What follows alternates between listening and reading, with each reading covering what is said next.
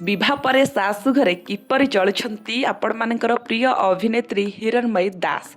तेबे दर्शक बंधु सोशल मीडिया रे भाइराल हेउथिबा हिरणमयींकर बाहागर फोटो और वीडियो आपण मानक नजर तो निश्चित भाबे आसीथिबो।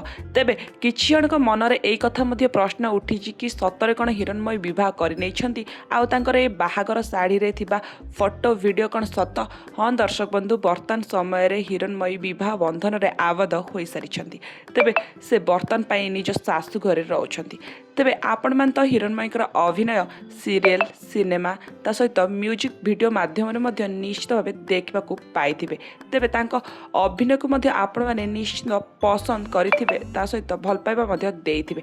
हाँ सही अभिनेत्री जनक बर्तन पाई विवाह बंधन रे बांधी होई सारिछंती। तेबे वर्तमान समय रे से निज शाशु घरे रहिछंती। तेबे से काहाकू विवाह करिछंती। तेबे शुणा मिलता कि से छत्तीसगढ़ अभिनेता विवाह करिछंती छत्तीसगढ़ी स्टाइल रे।